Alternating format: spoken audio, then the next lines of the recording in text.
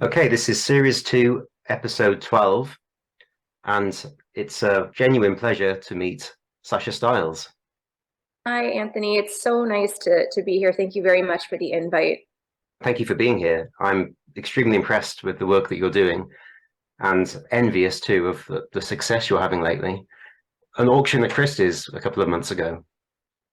That's right. It was a nice way to end the year. A little December moment to remember. But likewise, I think but I'll say it again here at the outset anyway, that I'm a huge fan of what you're doing, both your personal practice, which has been incredibly inspiring, and I'm really just in awe of your craft and your technique, but also what you're doing at Penteract, and the authors that you work with and the kinds of experimental poetics that you're championing, I think is so important. And I'm really happy to have stumbled into your circle.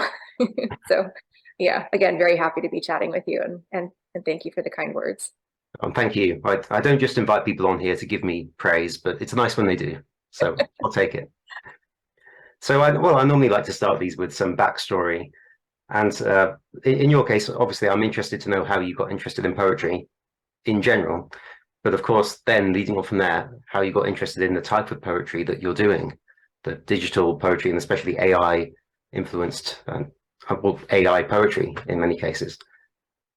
Yeah, that seems like a great place to start. I think especially because over the past few years, there's been a lot um, of attention, quite happily, on the work that I'm doing with AI in particular, and on digital poetry and NFTs. But as you hint, I do have a long, history of writing poetry off the blockchain, and not using AI and other computational tools and techniques. So it's always nice to sort of remind myself of that, and I guess put that out there as well. But I've been writing poetry pretty much my entire life. I was really lucky to have been introduced to some incredible poetry by my parents, especially my father, when I was really young. I remember he handed me some of his childhood poetry books when I was really a kid and just learning how to read. And when I got a little bit older, I remember him giving me copies of his old Ted Hughes collections and things like that, and I just devoured them. And I don't know. I think I always really enjoyed wordplay in all different forms, and really just since I was, for as long as I can remember, just really have found myself at home playing with language, and really just devouring others language experiments, but also learning how to kind of get inspired by that and kind of refract that in the work that I'm doing as well. But I've been writing my whole life, both poetry and short fiction, and some nonfiction and essays as well. And it's really just, I think, under it all, that's the way I process the world. And that's the way I kind of understand myself. And it's really just what I love doing more than anything else. And that, I think, has really been the bedrock of a lot of the work that I'm doing now with computational poetry and with blockchain poetry as well. There really is this underlying and abiding love of the written word and lots of other forms, and just coming back to this touchstone of using language as a way to articulate things that I don't quite know what to do with until I refract it through the mechanics of a poem. It's just how I have always kind of grappled with things. So it's fun to get to do that in lots of different formats. Yes, I remember I think it was about a week ago, you did a tweet quoting T.S. Eliot, where he was talking about being a receptacle for Yeah. language rather than trying to express himself. Yeah, I love that quote, and it's not a quote from his poetry. It's a quote from his prose writings and from an essay called "Tradition and the Individual Talent," which is, it's all about kind of the myth of originality, and the idea that the myth of the author is sort of this individual genius kind of operating in silo and writing in a in a room with the windows and the doors closed and all that, and like the fallacy of that idea. And I think Eliot, is really writing about how the author, how the writer, how the poet is tapping into this kind of whirling mass of data that represents, everything that's been written, and all the great and not so great texts that have influenced the author's mindset. And obviously he was writing long before AI generative text really became a thing, but I find it really irresistible to think about that essay in particular and that quote in particular in relationship to a lot of the work that I'm doing now, using data sets, plugging into, vast troves of written information, and looking at kind of what it means to be a poet, plugging into that kind of a canon as opposed to the canon that Eliot was referencing. Yeah, but I love that quote so much. I'm glad that that caught your eye and resonated. And I love Eliot in general, I think, is one of my most formative influences. And I really, in ways both literal and, a little bit more subtle, he's been present in a lot of the work that I do, and actually is in some of the training data sets that I've used to write with. So he's in my mind in lots of different ways.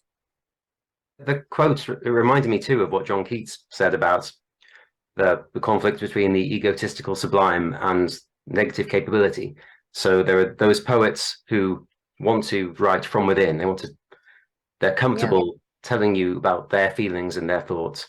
And then there are those poets who want to be a lightning conductor. Yeah. They're speaking not from their experience, but from the world's experience through their writing. Yeah, and I think that that's something that I obviously also think a lot, about when I'm talking about AI and thinking about plugging into these vast training data sets that power the language models, the large language models that I often collaborate with. It does kind of feel like tapping into a collective consciousness in a way that is sort of similar to what you've just evoked there. It's almost a way of kind of tapping into this cultural current in a way that's almost impossible if you're doing it just as an analog poet. We're all kind of in our, we're in our like prescribed circles, and we know what we know, and we don't know quite a lot of other things. And being able to use a model that in some way kind of refracts all of humanity's, written record is a way of plugging into a kind of collectivity that we haven't really been able to before, but that I think does almost fulfill something of that kind of poetic desire to really write something universal, very personal, but also very universal at the same time. I was thinking about this in preparation for this interview, thinking about the comparisons between the kind of writing I do and the kind of writing you're doing, because I'm not very techie. I'm not very good with computers. They tend to break around me. So, but I do, obviously, it seems superficially there are similarities between constraint-based writing and AI-generated writing. I've talked about it in the past as being that I am collaborating with the constraint. It has this alien voice, which you could call an artificial intelligence. And every poem I write is a collaboration between my voice and this voice. And I have your book, Technology. Oh, yeah. So nice. I'll talk about how good this is for a while, actually, because it really is. But I have this book here too, so we can, okay. can talk about both at the same time. I've got Slate Petals here. Is that the hardback? It is the hardback. Well, you'll see that these are printed by the same company. I noticed. TJ Books? TJ Books of Cornwall. Oh my gosh, yeah. I didn't even notice that. That's so funny. So they've come from the same printer. Wow. Yep. Padstow, Cornwall, TJ Books. Well, that's very special. A good advert for TJ Books, I think. Yeah, no, I love what they do. They're wonderful. Well, no wonder this book is really beautiful quality. And the content, of course, is amazing. But I love what you were just saying about the constraint being in artificial intelligence. I mean, I think that's one of the reasons why I think your work resonates so deeply with what I'm doing. And also, resonates on a technical level in terms of working with some kind of a mechanical structure and using some form of automation to guide the writing process, but also on a deeper level, thinking about what an AI is, what an artificial intelligence can be. And I think a lot of what I'm, very fascinated by is kind of challenging the idea that an AI is just sort of, this sci-fi entity that is kind of what we recognize from, lots of kind of time-worn, cliched narratives, but thinking about an artificial intelligence in all these different forms and how it can sort of be a way to augment the human imagination or augment the analog imagination. So anything that can kind of plug into or clip onto or augment in any way what it is that we're doing as human, flesh and blood writers, I think all of those things are a technology in their own way. And as you say, I love the idea of thinking of a constraint as a collaborator. That seems very much of a spirit with a lot of the work that I'm doing, and a lot of the work that, quite frankly, a lot of electronic poets and now AI poets and folks who are writing with non-human co-authors. I think we all have a lot in common there. With me, when in terms of this collaboration with a constraint, how heavy the constraint is depends how much I'm giving to this other voice. Because I could write with a really simple constraint and retain mostly my voice, or I could use a really difficult constraint and go over to the other. I mean, do you find something similar there? And how do you decide to what extent you're going to give everything over to artificial intelligence? Yeah, I think that's a really great question, and I hadn't quite thought about it in the context of constraint-based writing until you mentioned it. But it really is a great kind of comparison, because I find it quite challenging trying to explain the processes that I go through in doing my writing, because I think the expectation is that when I'm working with an AI interface, I'm just pressing a button and letting an AI do all the work for me. Or, to get into it a little bit more, like, even if I'm spending a lot of time and attention and care crafting an algorithm or crafting the training data set underlying this interface, that once I press a button, that the machine is doing all the writing on its own. And I could do that, to some extent. That is a piece of what I'm doing. And that's definitely something that a lot of computational poets are very invested in. But I think for me, I really view it much more as an interactive collaboration, and much more like a kind of a feedback loop where, there's just an ongoing cycle of inputs and outputs, and each one sort of builds on the previous one. And there's a lot of there's a very sort of intimate, like, writing process that goes on once something comes out of the machine. I mean, for me, I think the raw material in and of itself is kind of a constraint, in that it's throwing up, it's throwing up something interesting that I can then use as the foundation for a poem. And so I'm kind of looking at it and saying, well, now what can I pry out of this, or what can I carve away, or is there a piece of this that I can now use as the seed for something else? And so it's kind of giving myself a material and saying, now you have the challenge of, like, what to do with this material. It's not that I necessarily, have to use an entire generated chunk of text as is, although there might be cases in which that's interesting as found poetry. But often I really like the exercise of creating the text and then really working with the text in order to turn it into something that's not purely AI generated, not purely human generated, but something that really represents a collective effort. And I think that's really the voice that, to me, feels the most genuine, the most authentic, is when it's the two of us kind of fusing together and creating something of a third voice or a third entity. The same for constraints, I think. It's exactly the same. Although I also sometimes go back and forth between using really light constraints and really, really heavy constraints. Mm-hmm. So I imagine I think I can tell from technology that you have done this too, that some days you feel more like letting the AI have the major voice. And then sometimes you want to resist that. You want to keep to your voice. But it's good to have that variety. Yeah, I mean, I think, and it's something that I really admire in your work too, is that it's not like you feel stuck in, like, one kind of category or one genre or one approach. I think, like, that's the fun of this, is that we can experiment in lots of different ways. And there's examples in my book of, for example, there's one long poem called "Are You Ready for the Future?"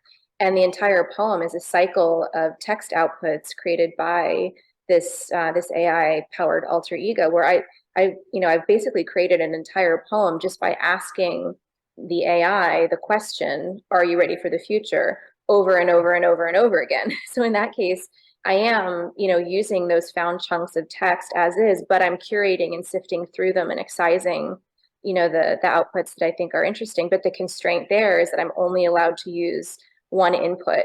And then I can change some of the parameters that I'm using on the output. I can change some of the underlying controls and all that. But also, even if I don't change anything and I just repeat the question again and again and again, the input is always going to have a unique output. So I think that that's also really interesting to me, and just kind of points to the infinite variety, even when it seems like something is very constraint based or very repetitive, or very formulaic.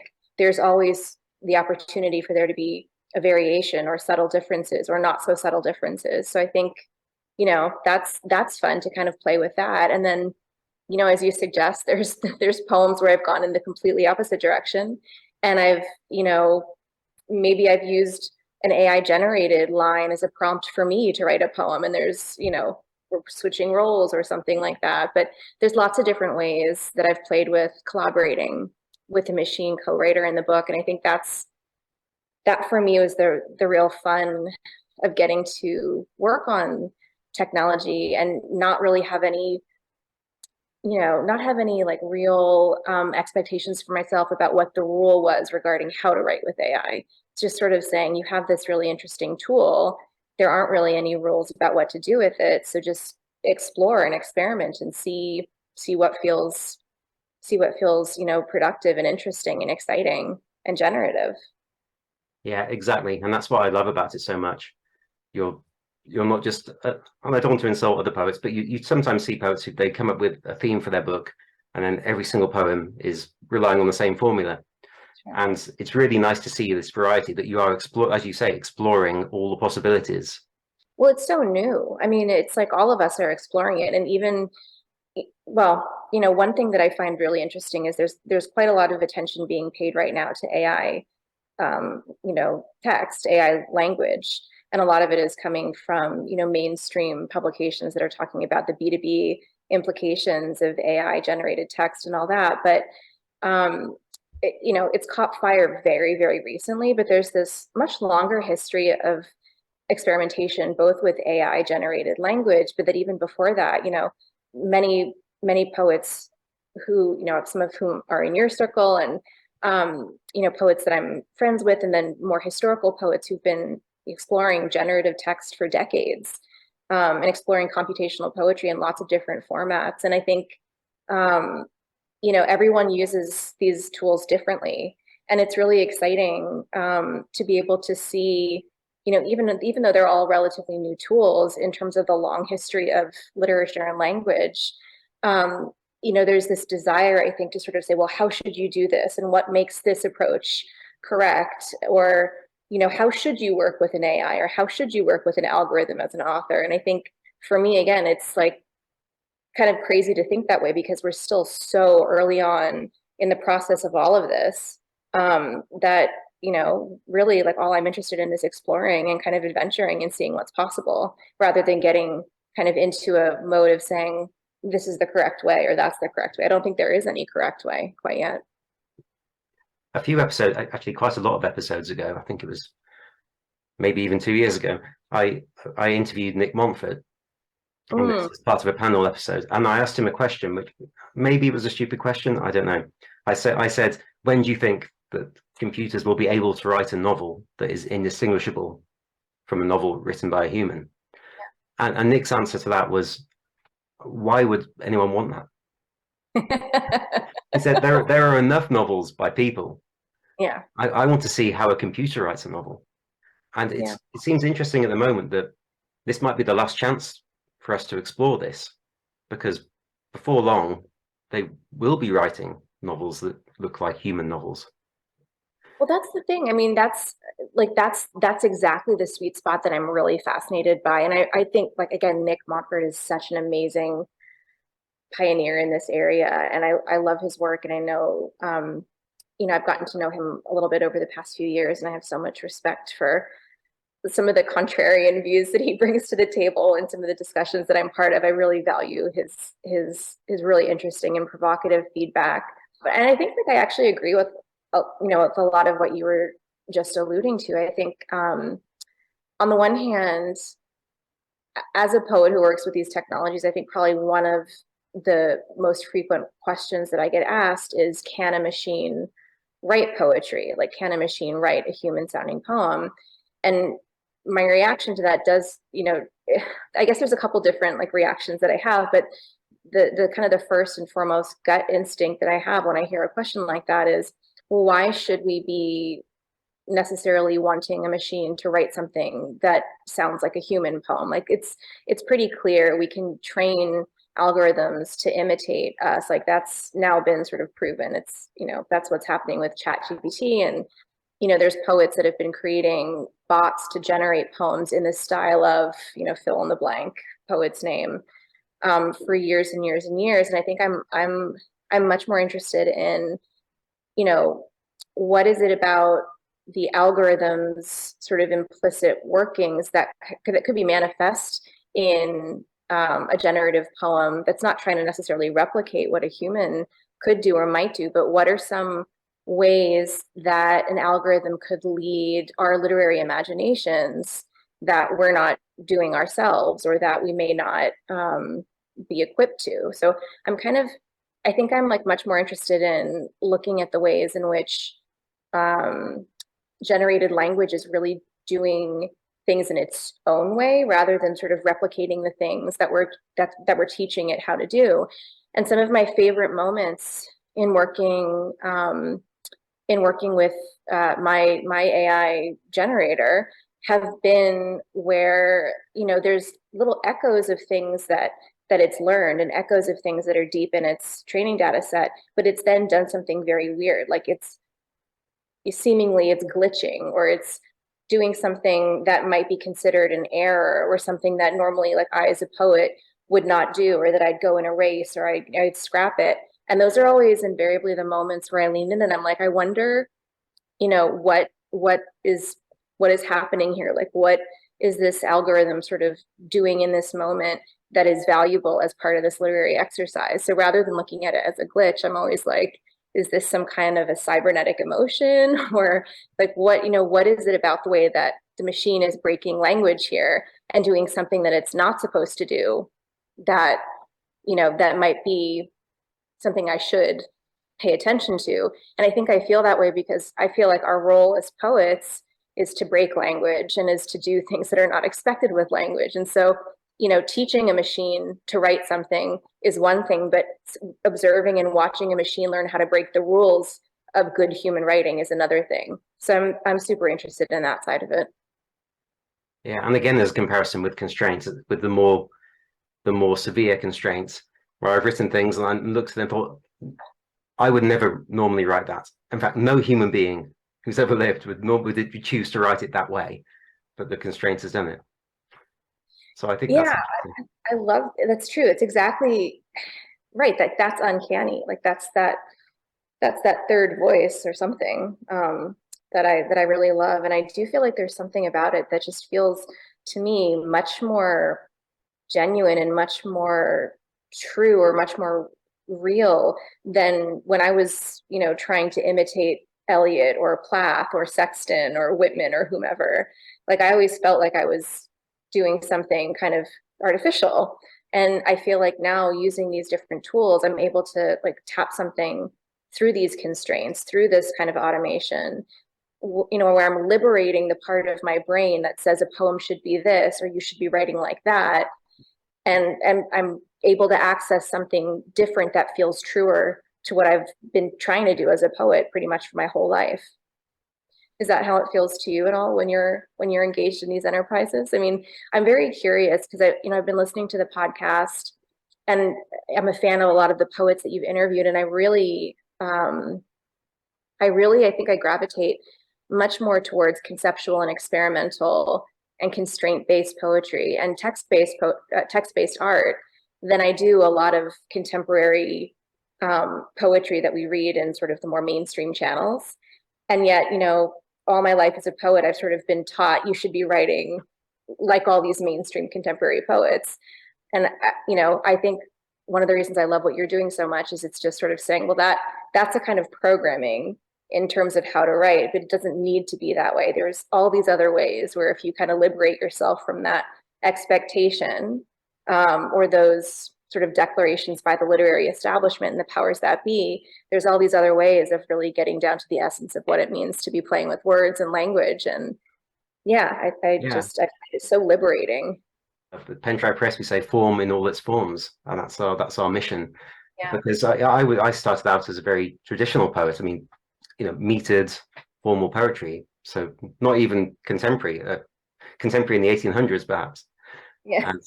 And I still like that kind of poetry, but I like to see what else you can do. And I think seeing that sort of poetry as in its own way constrained by meter and rhyme, I then just started to explore other constraints and see where I could go with that.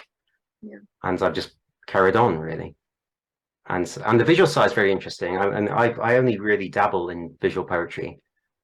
You've been doing a lot, and of course, and then bringing AI into that. I mean, that's a fascinating area now. And I see some people posting their NFTs with all sorts of elaborate things going on. I mean, that's very exciting, and that's brought a new dimension to visual poetry. Yeah, it's really exciting to see. I mean, there's so much to talk about when it comes to the kind of creativity that digital tools are enabling, and then specifically what blockchain is enabling. There's a lot of really exciting things happening there, which yeah, I'm excited to kind of get into that with you. I think also, just like by way of background, it's again, like for me, I think I've always been a little bit less interested in poetry from kind of like the conventional literary point of view, and I've been very interested in language and wordplay as I've experienced it, like more through the language arts and literary arts, and through text-based artists, and through visual artists in lots of different mediums that are interpreting text or interpreting language or interpreting sound forms and things like that. So like I'm fascinated and obsessed by people like Jenny Holzer, who's one of my favorite artists, and writes some of her own stuff, but also is using a lot of found poetry and found texts in her work as well. And just the way that someone, like Holzer is able to completely, kind of create and engineer a very profound immersive experience of a poem or a piece of text using art and using different kinds of digital tools and pieces of equipment and things like that. I think just really creates kind of multimedia experience of poetry that feels to me, I don't know, very, very, very admirable, or very interesting to explore, versus just thinking of poetry as something that has to live confined to a printed page. And I'm someone that also loves books and loves printed words, but I like the ability to kind of go back and forth and say it's one experience to read a poem in a book. It's one experience to kind of sit with words on a page, and it's a very different and equally valuable experience to engage with a poem with all of your senses. And it might show you different aspects of the poem or help you engage with the language on levels that you're not able to do when you're reading something on a page. So I guess for me, I don't think it's never either or. It's never, 2D versus 3D or printed versus multimedia or any of that. It's like, how can we use all these different tools and mediums at our disposal to create this kind of literary ecosystem where we can really get deeper into the language of a poem and into the meaning of a poem. There's so much to talk about here. Let's start with NFTs. When did you first start? Let's see. Well, I've been making digital poems for a really long time. So like a long time before I entered the Web3 world. So that's been going on for a while, but I only started minting poems in 2021. I was sharing a lot of my digital poetry on social media, 2017, 2018, and started to slowly realize that there might be opportunities to share art, not just in social media, but in virtual venues. And I was actually asked by a new media curator at the end of 2020 to write a poem for an exhibition that she was curating in the metaverse that happened to also include a lot of crypto artists and a lot of folks who are doing very interesting pioneering work with digital art and specifically with blockchain art. So that was my first real exposure, again, the end of 2020, to this amazing world of what was happening in crypto art. And I was kind of looking around, realizing that, there was so much creativity and so much experimentation happening with different forms of visual art, but I really didn't see any writers in that landscape at all. And, again, I was brought into this show by this really forward-thinking curator who was like, poetry would be great in this space. Like, we'd love to see poetry, writ large in the metaverse, where you don't have to constrain it to a page. Like, we can put poetry on the sky, or we can put poetry, in all these different formats. And like, that was really exciting. And it kind of broke open my imagination as to what I could do with poetry in those realms. And so I started, just doing some exploring and doing some research on what it would mean to start minting poems. And I started at the beginning of 2021. And that's about 2 years ago now, which seems, not such a long time in the grand scheme of things, but I think by crypto standards is ages and ages. But it's been a really, really exciting 2 years, and a lot has happened in that time. And there's been kind of a little mini explosion of writers, as you know, because I know you're kind of aware of what's been happening on Twitter. But there's been a really rapid rise of interest in poetry in blockchain. I think, again, because there's so many opportunities to sort of push back on the traditional notion of what a poem is, and to utilize blockchain as a way to experiment with all the things that language can be, and to really, reinvent, redefine how poems can be read and published and experienced and shared and celebrated, and also how they can be transacted, which is not always like a popular thing to talk about. But you're a publisher of books. I'm someone who also likes to sell my books, so there's that piece of it too. And I think using blockchain to also sort of redefine what it could mean to make a living as a poet is also a really interesting piece of this whole puzzle. So it's been really astonishingly exciting so far, and I still think we're right at the beginning of it all. So I think there's a long way to go and a huge amount of potential here. I'm curious about your thoughts on all of it, because I know you're. Well, every time I mention selling books on Twitter, somebody calls me an evil capitalist. So I can't win. What do you think of the perception of NFTs? Because again, when I through the Penteract account, we've done polls on Twitter saying, what do people think of NFTs? And a lot of people get extremely angry about them for various reasons. There's an environmental concern, and then there's the idea that there are scams going on. Then some people think the whole thing is a scam. I mean, how do you counter that? Yeah, I mean, there's a few different things there. So on the environmental level, I think that was the first thing that I was myself quite concerned with. And when I began minting, actually my first sort of concerted effort to do so was on a blockchain called Tezos, which is a proof of stake blockchain, which means that it's very energy efficient, and is a very different animal from the proof of work blockchains that really do consume a lot of energy and are much more, have a heavier impact on the environment. Now there's been a lot of changes in those protocols, so that even kind of the big blockchains that were getting sort of maligned for their environmental impact have now changed protocols in significant ways, so that things are much lighter. And in most cases, I mean, you can, depending on where you research and the studies that you reference. I mean, I've read a lot of stats in doing my due diligence on this that talk about the kinds of NFTs I'm minting as being no more energy intensive than sending a tweet or writing an email and firing that off. And all of us do that.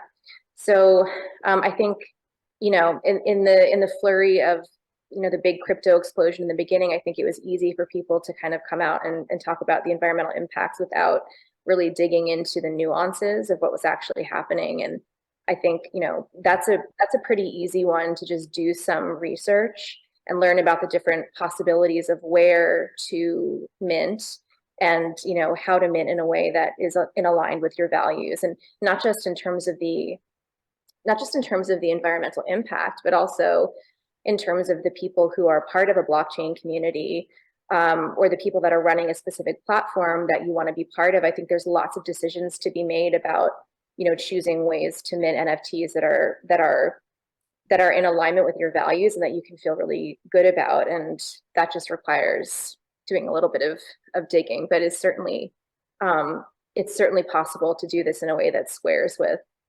your one's values.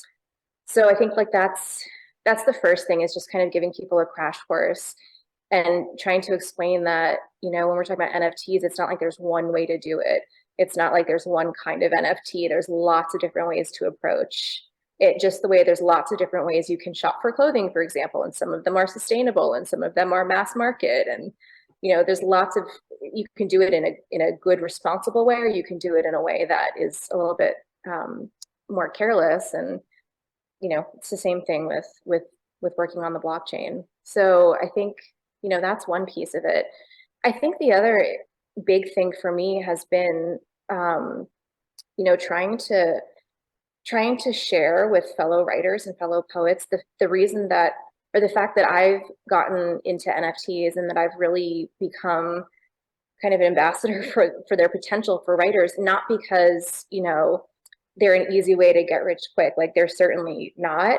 And that's not, it's not been my personal experience at all. Like, what to me is really exciting about it all is the way that it has dramatically cracked open my practice as a writer, and has really forced me to reconsider a lot of the things that I thought I understood about what it means to write and publish, and to share the things that I'm working on, and to establish a community. And it just has forced me to sort of, rethink a lot of the conventions that I've been taught. And, I never did an MFA. I've done, workshops here and there, and I've done a lot of self-directed study, and I've done a lot of conferences and stuff, but I still feel, like, as a part of the kind of the wider literary community, there's certain expectations and certain paths you are expected to follow, and all that. And I think what's been really exciting on the blockchain is that there's this new way of being a writer where you can kind of circumvent some of those expectations and go, straight to an audience that's interested in the things that you're interested in. And you can really build relationships in that way. And you can publish things that maybe a traditional publisher isn't going to care about. And, you can really focus on going deep into the things that are fascinating to you in a way that you can't always do in other careers that are available to writers. So I think there's a lot of creative justification for exploring what's possible with NFTs. And that's like on a very superficial level. And when you get into the actual mechanics of how you can mint things on the blockchain, and, you can mint something as a PDF, or you can mint something as a generative art project and like create a poem that is different every single time it's printed, via the blockchain, for example. You can create, a novel that never ends, and that's like an interactive experience. You can really just, you're limited only by your imagination and your ability to connect with creative coders and technologists that can help you build the kind of literary object or literary experience that you have in mind. And I think that to me is also just like profoundly exciting. It's always nice if you can sidestep the establishment, I think. And Yes, it definitely. and of course, you've done this while building a community too. We should talk about the VERSEverse. Yeah, basically the VERSEverse, and thank you for asking about it, is it's an NFT poetry gallery, basically. And it really is meant to be sort of a little hub within the metaverse and within the the world of crypto art, specifically for poets and writers of lots of different stripes and approaches, coming together to really explore what we can do with language using the blockchain. And it came about because, again, beginning of 2021, I was dabbling in all of this and feeling quite lonely because there weren't a lot of other writers in the Web3 space. And over time, started to meet a few other writers here and there. And we were all kind of looking at each other like, oh, there's another writer here, thank goodness. And started to kind of cohere into a little mini community. And I think we really realized there was strength in numbers. And there was something really powerful about being able to connect with other writers in the space because again, there was no precedent for what we were doing. There really were no rules. There were no platforms. There were lots of crypto art platforms and lots of examples of crypto artists doing great things, but there weren't really any examples of what crypto writers could do in the space. And there were no dedicated platforms for text-based art or for literature in general at that time. So I think we really, I and my two co-founders at theVERSEverse, Kalani Wamoto and Ana Maria Caballero, we all, come from very different backgrounds, but we all kind of immediately clicked and connected over this idea that we needed some kind of a community. We needed some kind of a hub where the writers in this world could kind of join together and share what we were going through and kind of brainstorm ideas together and, just try to think about what it was that we wanted to build together. So theVERSEverse really grew out of that, and we launched, the end of November 2021, which again, in one way feels like, a second ago, and in other ways, like I can't believe how much has happened since then. But it's been a really interesting experience to see how theVERSEverse has been very warmly welcomed into the crypto art space, very much to our surprise.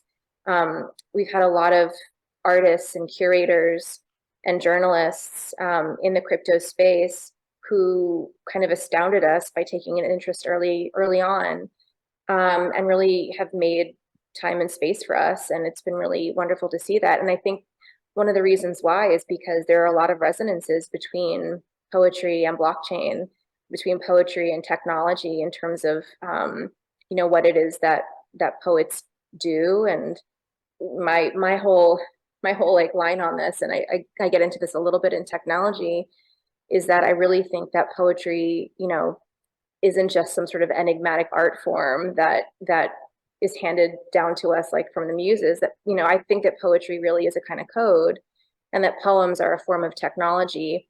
And I actually think, and I've, kind of put a fine point on this since getting into Web3, but I really think that poetry is a data storage system, and it's something that humans invented so that we could save information and save stories and transmit really precious, human data through time and space and from generation to generation. And the more I think about it, the more I realize that poetry actually is the original blockchain.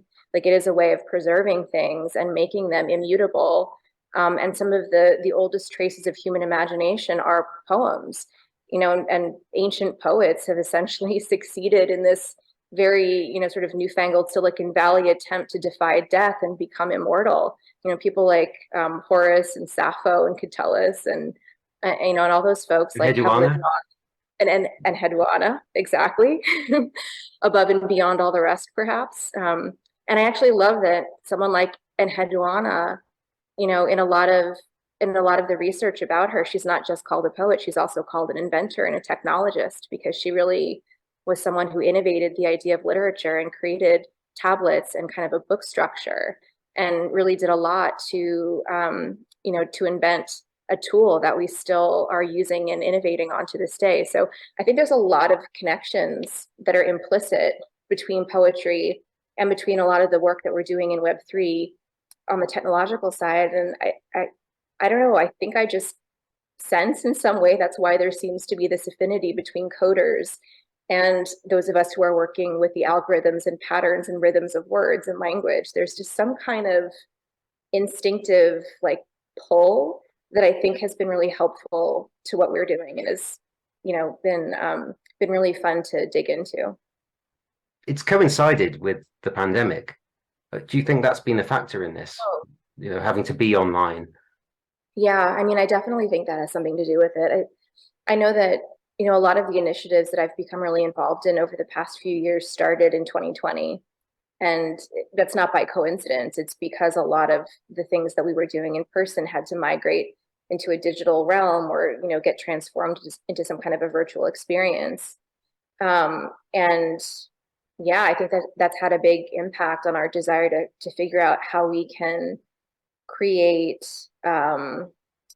experiences of, for example, poetry performances that can exist in the metaverse, or, how can you have a meaningful poetry reading or something like that, not in person, but how can you do that facilitated just, through a platform like Zoom or a platform like Decentraland or something. So I think there's been a lot of interest and emphasis on how to, even though we're not physically in the same space, how do we use something like poetry to really forge a connection and to make us feel that we are, in some kind of metaphorical room with other like-minded people.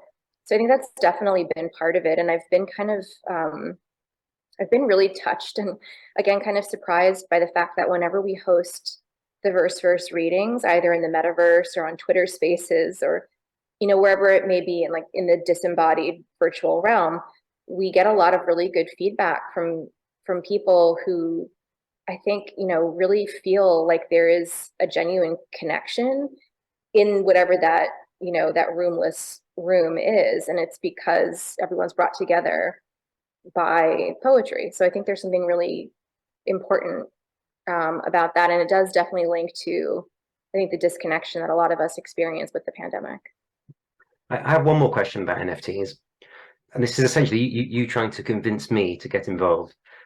Uh, from, from what I've seen, visual poetry and visual art, that seems to be doing quite well, and minimal text seems to work.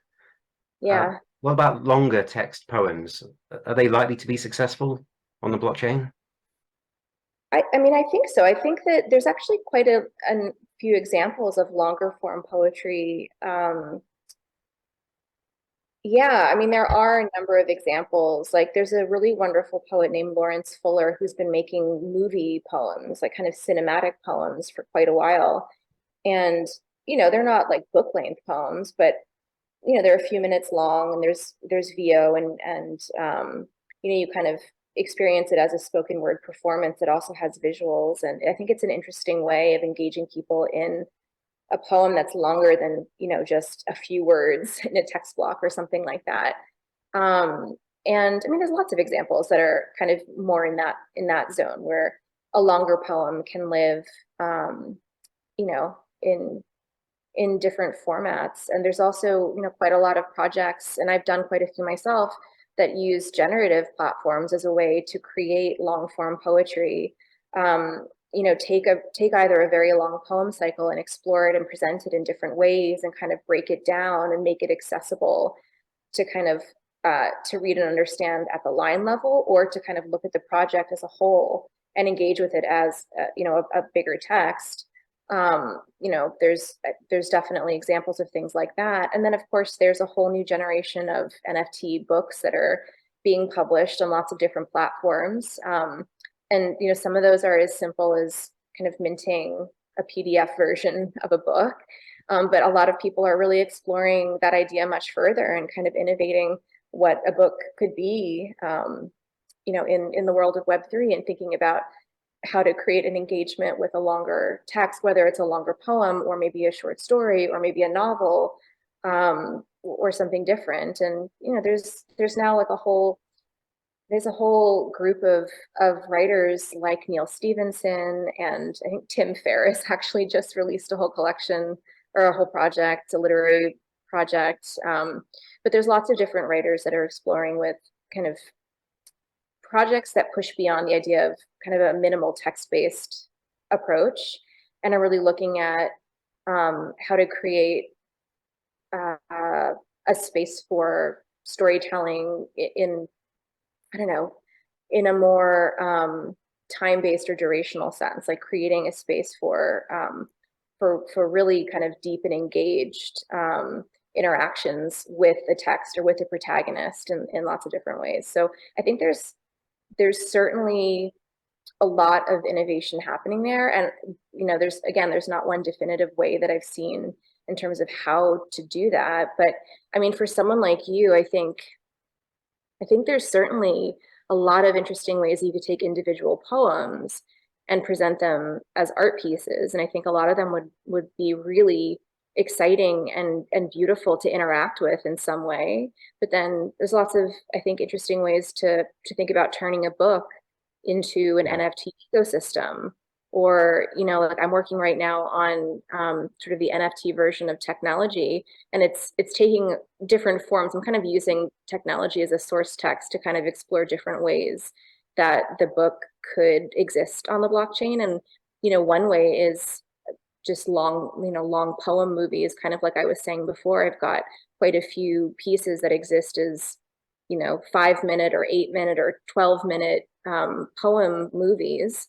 So there's that approach, but also I've been kind of looking at ways to collect all the different examples of NFT poems that are related to the book and put them into one marketplace or one sort of page where you can, it's not like reading a book per se, but you can go to one destination and kind of browse through all the different digital iterations of a poem and kind of experience them in lots of different levels, which is maybe like a new way of thinking about engaging with a longer form text. This is exciting. I'm having ideas, and I'll have to restrain myself. Well, I'd be happy to brainstorm anytime.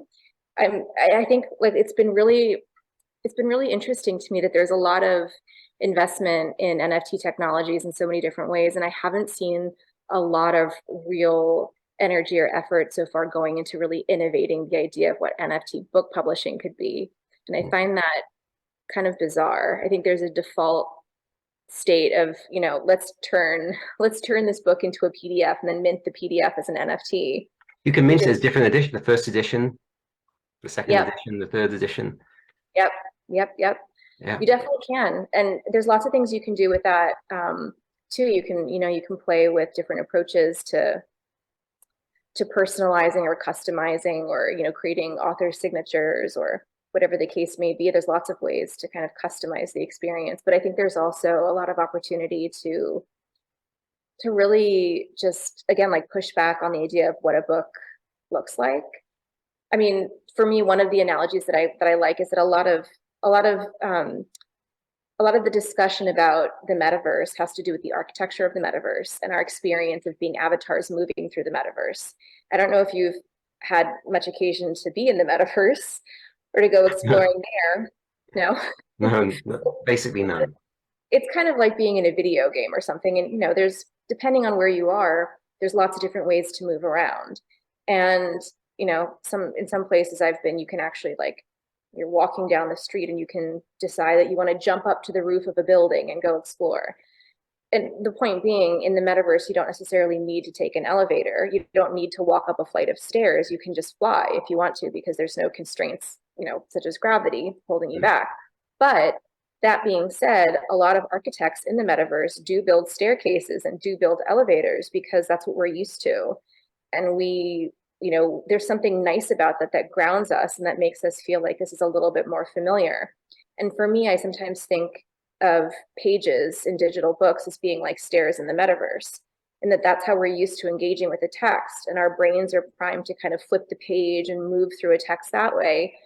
But and I really appreciate that, and I again, I see a lot of value in figuring out how to do that in a very interesting way in the virtual space. But I also wonder if we need pages, for example, or if there's just wholly new ways of engaging with texts. And I think, that's something that, again, like we're very much at the beginning of, but I also have a lot of ideas there, and I'm really excited to have more opportunity to collaborate with various, tech platforms and creative coders to start putting some of them out into the world and to really just play with, what these different forms could look like and how in turn they could change the kind of content that, we're putting into a book.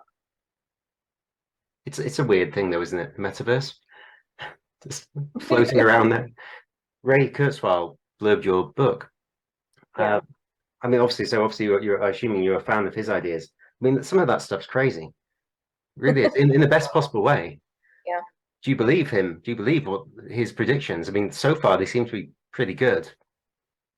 Yeah, I mean, I'm a huge fan of Ray Kurzweil and his imagination. I think he's just such a creative person. He's really just so imaginative. And he also has done a lot of experimentation with poetry throughout the years, which is one of the reasons that I asked him to read the book.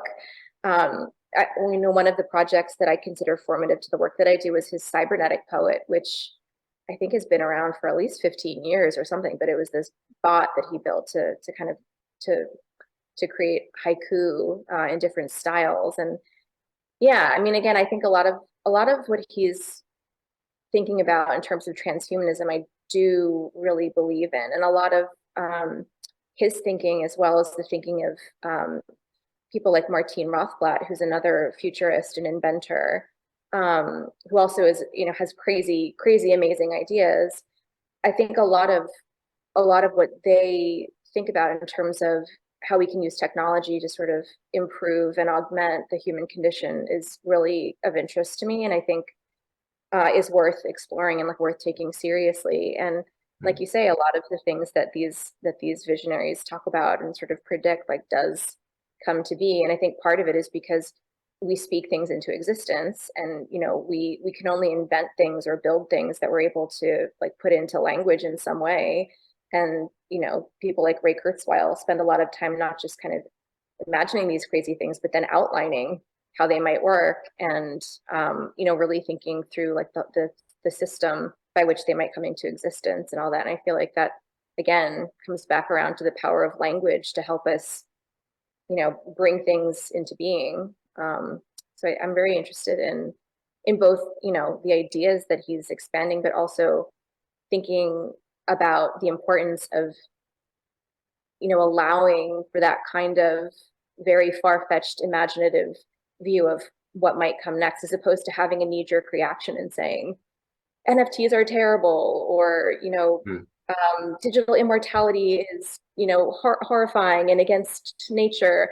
I think there's something really interesting about leaning into the ideas and considering, even if you don't believe wholeheartedly in them, or you think there's parts of it that could be a little dangerous. I think there's seeds of things that are really important and interesting to help us get past some of the really horrible moments that we've been in recently, and the horrible state that we as a human race find ourselves in now. I think we do need to have really creative solutions that radically kind of alter our trajectory in a lot of ways. So I'm not a techno optimist necessarily. I think I'm more a techno realist, but I'm also someone who would much rather lean into creative solutions than kind of criticize or stick to something familiar just because it's it's what we have. So for anyone listening who doesn't know about Ray Kurzweil, the theory is called, it's the singularity, isn't it? And it's around 2045. Yeah. By 2045, humans will be able to, in theory, upload their consciousnesses to the cloud, I guess, or the metaverse. Yeah. And yes, and sort of kind of like a reciprocal this is maybe like paraphrasing it in a slightly strange way, but kind of a reciprocal relationship between artificial intelligences and between human intelligence in that way, so that they kind of are working in symbiosis, and that an artificial intelligence can do things that a human intelligence can do.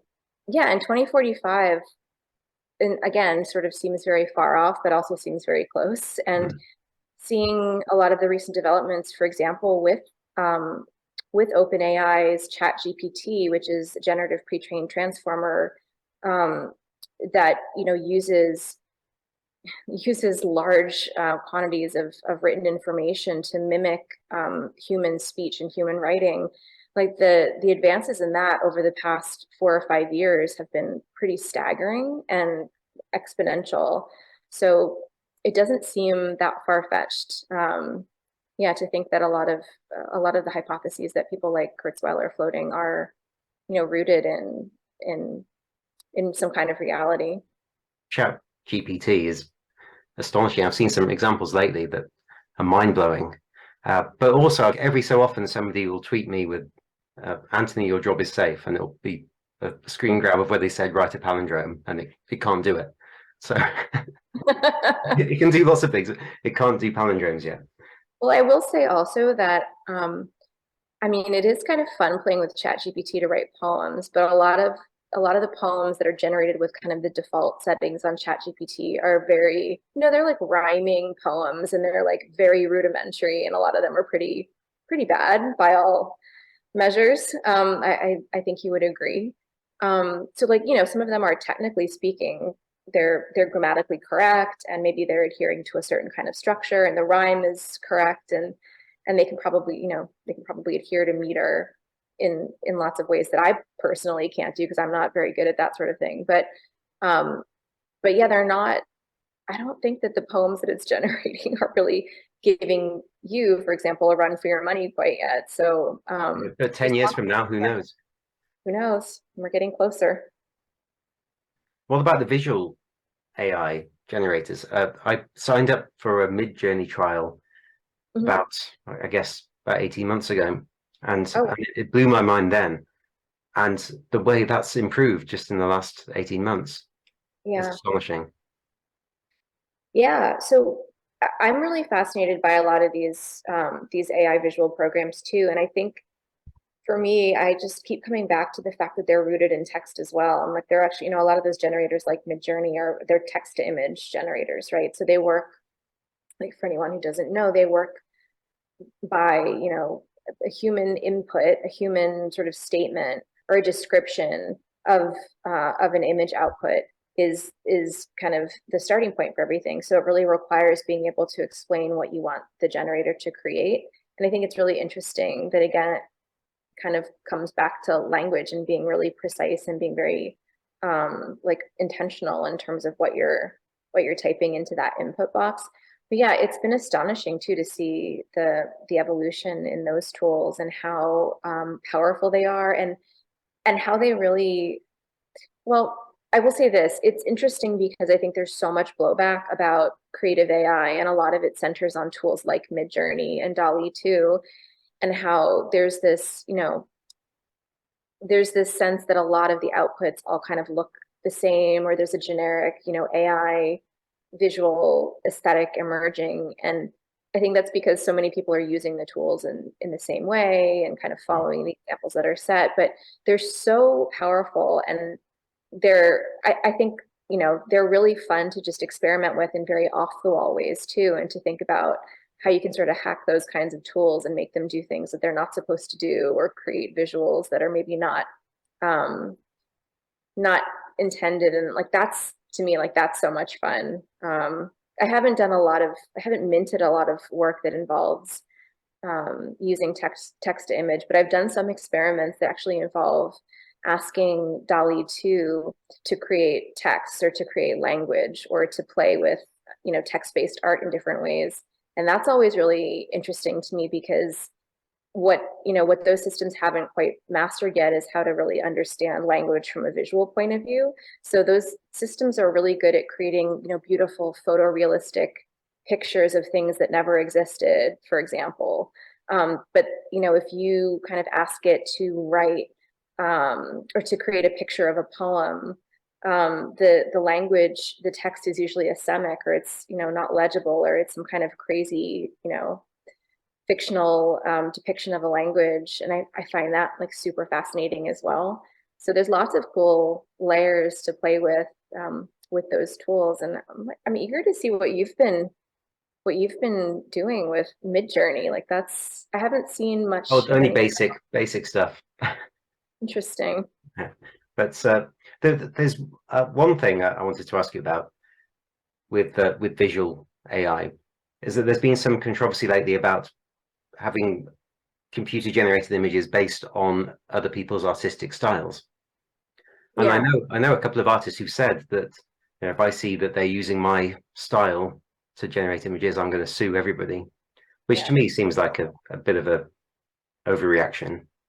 Have you noticed this as a problem? Well, it kind of comes back around to Eliot. We started talking about that Eliot quote, and the quote being something like, a poet should write with all of the history of literature in one's bones. And like the implication there being that everything we do is kind of refracting things that have already been done and then processing it through our own imagination and like creating some iteration on that. And I feel like that's kind of the core of what all creative endeavors is. I mean, none of us create in a vacuum. We're all responding to other creative efforts, and we're all kind of iterating and offering our unique take on it. And it does seem a little strange, I think, to harp on um, as you say, like this idea that if you put your work into a data set like that, that it's copying as opposed to kind of having that material be important information that's then influencing in the way that, you know, you hope as an artist your artwork would be influencing people in the real world. So I don't know, it's kind of a funny thing. It's definitely not good when anybody directly copies someone else, you know, for mercenary reasons or does it maliciously. But I think, you know, part of the ethos of this new like movement of crypto art in general, and a lot of what's happening with digital arts and new media is about collaboration and about kind of you know, this collective consciousness, right? And leaning into that as a way to invent really interesting things. So it seems a little counterintuitive with that as the background to then be kind of doubling down in this idea of, you know, originality as something that has rigid walls around it and that can't be permeated. It seems like a very old-fashioned way of approaching it in some way. But Yeah, there's a big and I difference. Yeah, there's a yeah, big yeah, difference between stealing someone's work exactly. and being inspired by their style. The music industry is in a bit of chaos now because people are now suing each other based over songs that have the same feel.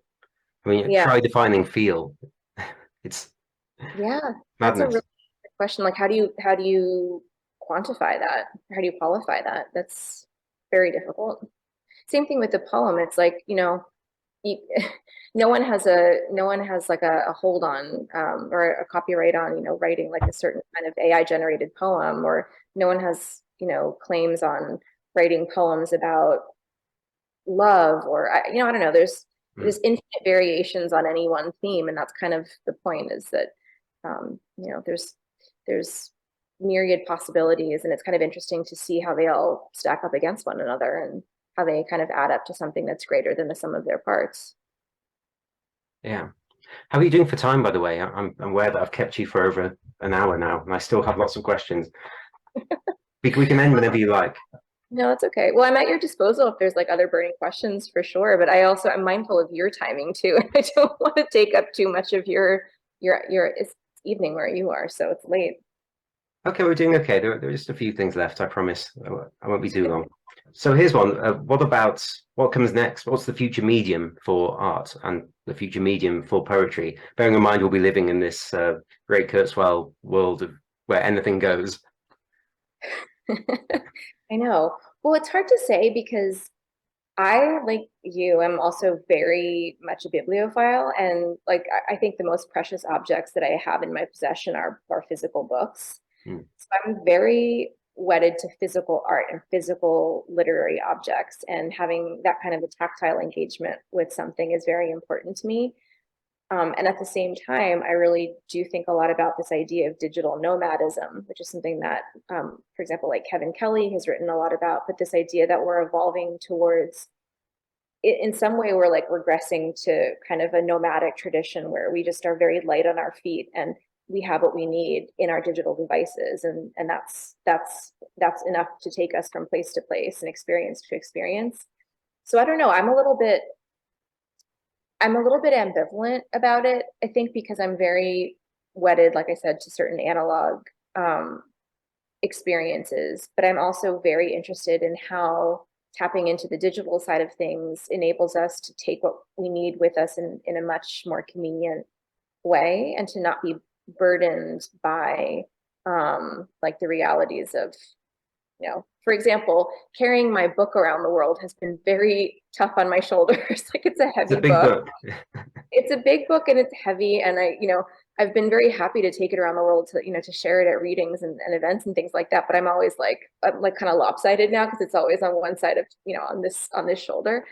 And so figuring out a way to be able to share this book in a way that feels as special to me as handing someone a physical copy, but doing it, you know, as a virtual transaction, I think to me, like that's sort of a holy grail in some way. And, you know, I don't know what that looks like yet. That's kind of why I'm casting the net and trying a lot of different experiments now, is to sort of think about how I get to that point. But I think there is something there that, you know, that will take us into the future of of publishing and the experience of literature.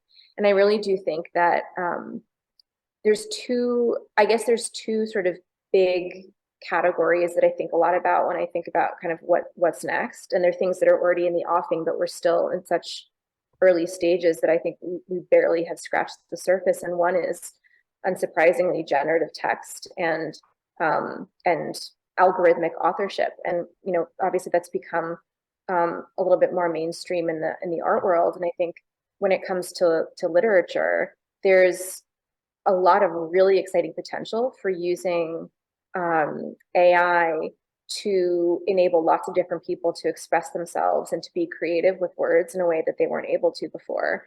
And for very seasoned writers to then like go a step beyond and kind of unlock something new using these tools. So I feel like there's a lot of really incredible potential with these AI large language models that I don't think I even quite understand yet, like just how earth-shattering it may be for literature and not just for writers, but for all of us, because we all use words. So I think a lot about just the profound moment that we're in with AI generated language becoming something that is more and more familiar, literally with each passing day.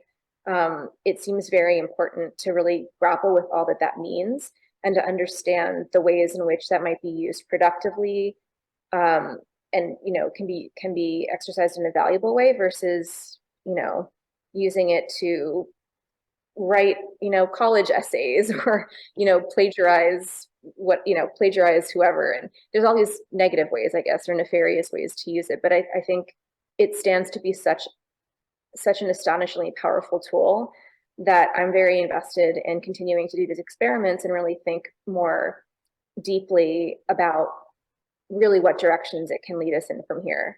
And then the other is, of course, thinking about blockchain and Web3. And I think we're still at a point where, as you say, a lot of people are very skeptical of NFTs, similar to the way that people were skeptical about the internet, for example, or skeptical about anything really. The telephone, the book, the advent of written language, like all those things were considered quite scary and dangerous as well at some point in time.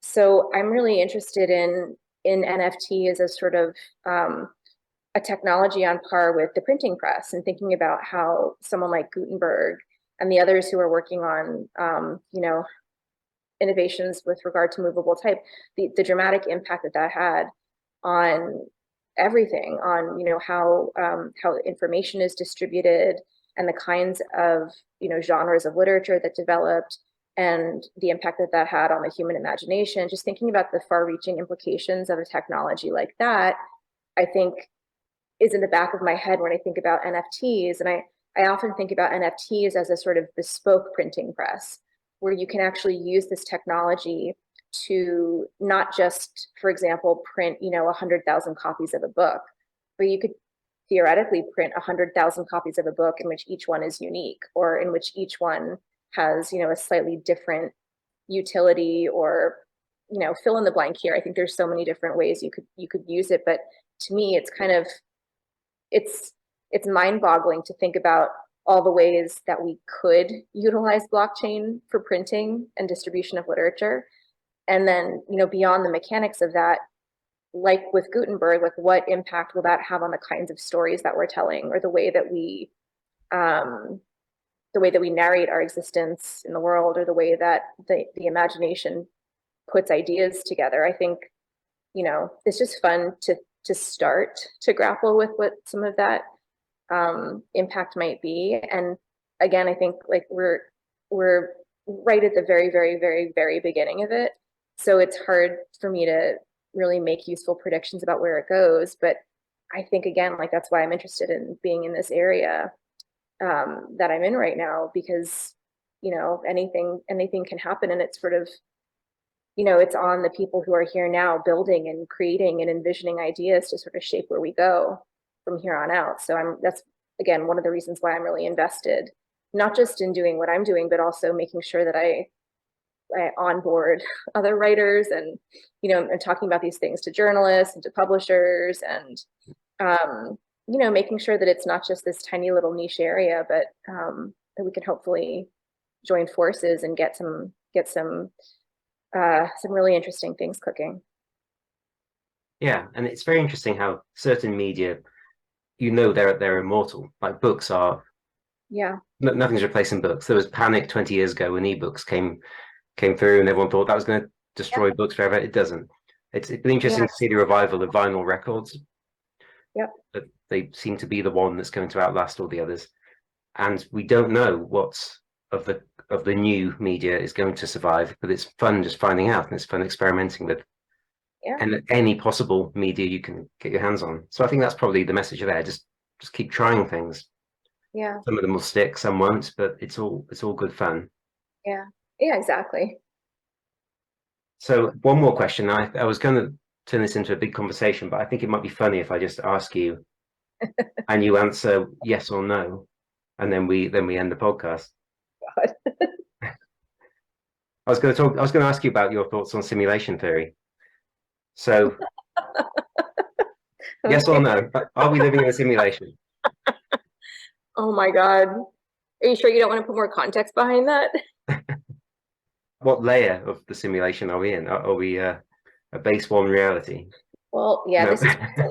this is where it's like impossible to give a yes or no. Well, it's impossible for me to say yes or no to anything because I like to ramble on about it. But I mean, I think everything that works, I think yes, in the sense that there are so many different layers to reality, and there's no one sort of, I don't think there's one definitive sort of reality. I mean, I've done a little bit of research on like base reality and all that, and thinking a bit about multiverses and simulation theory and all that. But um, I don't know. I mean, I'm definitely not like an expert on any of those things, but I do like thinking about, again, sort of the metaphorical idea of what we're doing as writers in terms of creating different versions of realities that we inhabit in lots of different ways.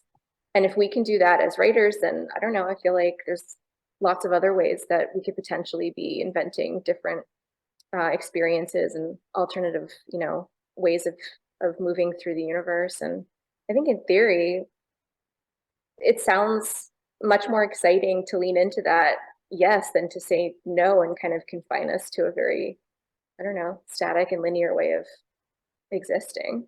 What do you think? I'm tempted by the idea that I could become a god.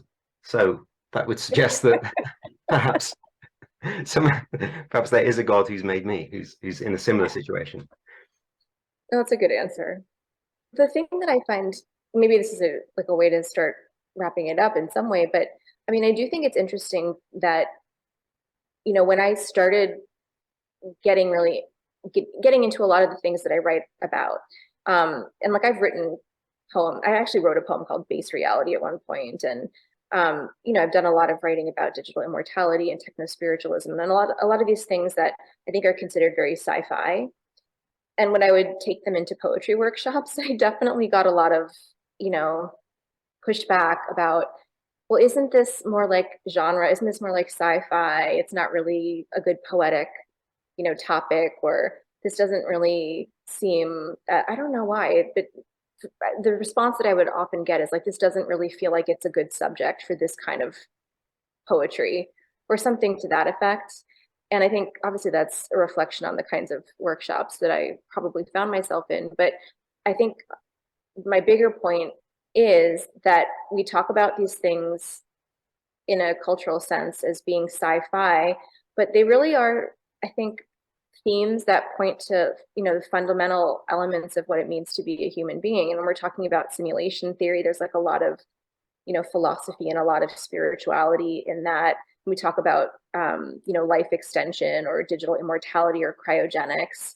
We're kind of recapitulating themes that, poets have been grappling with and writing about for millennia. And I just think it's funny how we tend to like pigeonhole or label certain subsets of these ideas with, this is dystopian or this is sci-fi or whatever else, when they're really just variations on, again, the things that poets have been obsessed with for time immemorial. So it's exciting to get to talk about these kinds of things and write about these kinds of things and just not feel like, oh, they're not poetic or they're too genre or whatever the case may be. It's really nice to not feel categorized or compartmentalized in that way.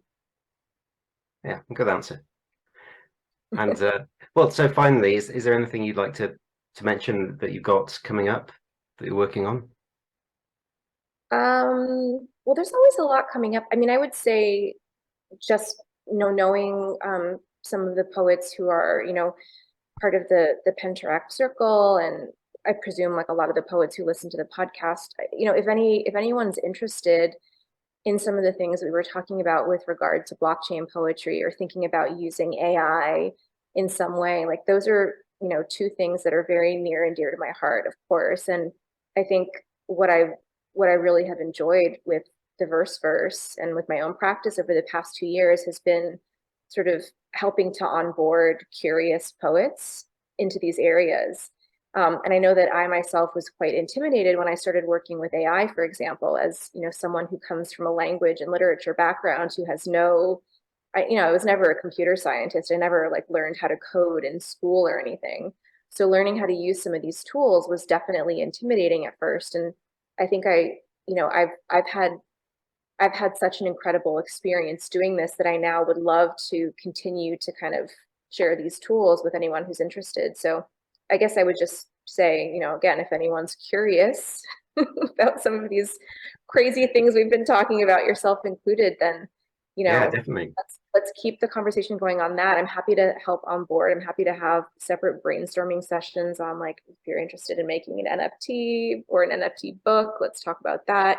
I'm personally really invested in a lot of innovations that are happening in the publishing world. So that's definitely of interest. And theVERSEverse also has a lot of cool opportunities coming up to showcase new work by poets who are just starting to engage with the blockchain and engage with generative text for the first time. So yeah, I mean, I'm hoping that we can continue to sort of bring in, more curious experimental poets into the thriving but very small still community of writers in Web3. And that's really, a very important like journey that I think we're on there at theVERSEverse. So I would say come on in and just, give it a try if you're at all interested.